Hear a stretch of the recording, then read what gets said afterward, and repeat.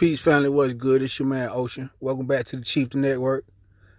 Thank you for tuning in, seeing what's on tap today. Like, subscribe, share my videos as soon as you come in the room. I very much would appreciate it. Help your boy break the algorithm. Help me get up in it one time for your mind. Now today we're gonna speak on this subject.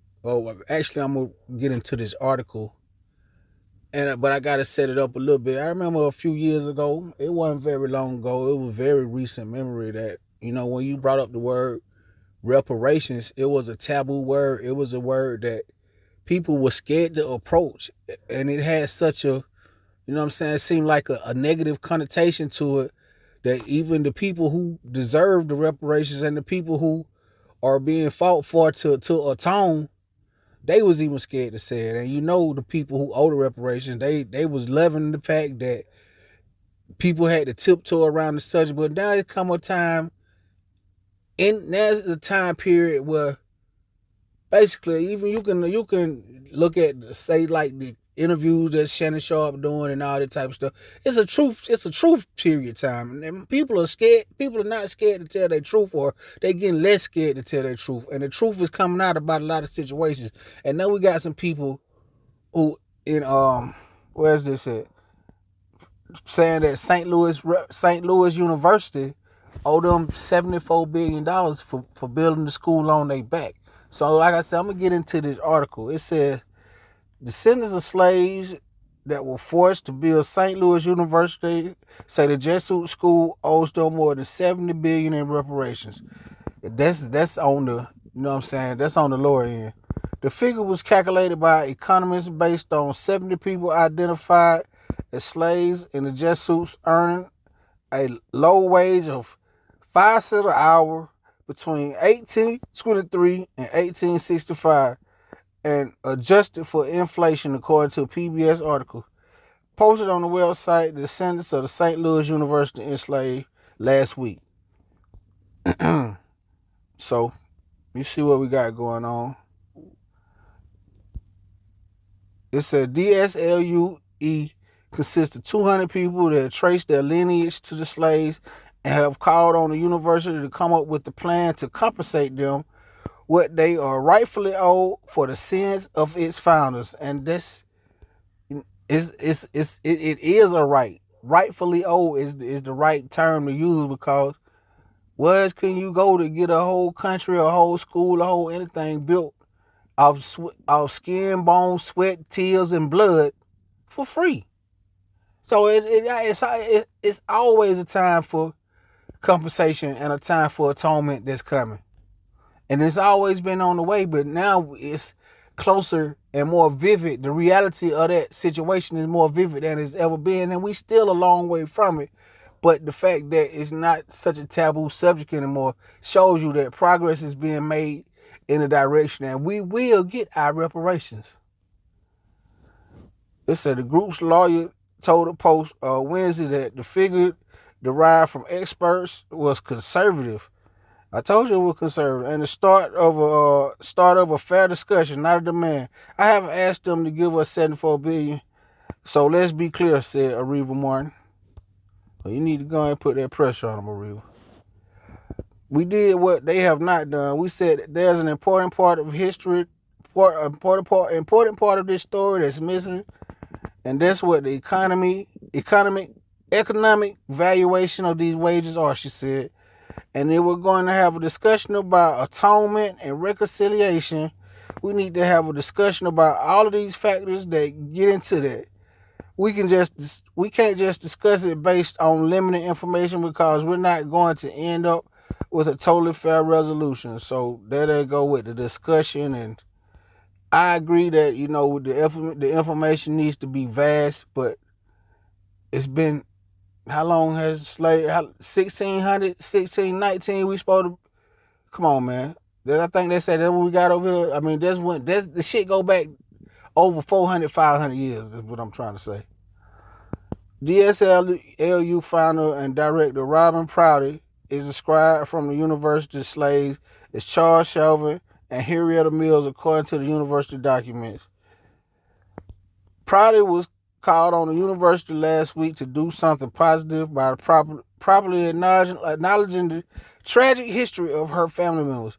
The beginning of the trying to make this right is saying the names of those enslaved that we may never forget them. The Jesuits had relied on slaves around the world to provide free labor since its founding in 1540. So that's damn near 100 years. 100 years of free labor. 1,000 years, I meant. That's damn near 1,000 years. 1,000 years of free labor, according to the report. A spokesperson for the university, which has an endowment of $1.4 billion, oh, y'all need to get y'all hustle on, told the outlet that it could not yet provide a response for the reparation request. We acknowledge that progress on our efforts to reconcile with this shameful history has been slow. Okay, you acknowledge it, now do something about it. And we regret the hurt and frustration that this has caused, spokesperson Clayton Berry reportedly said.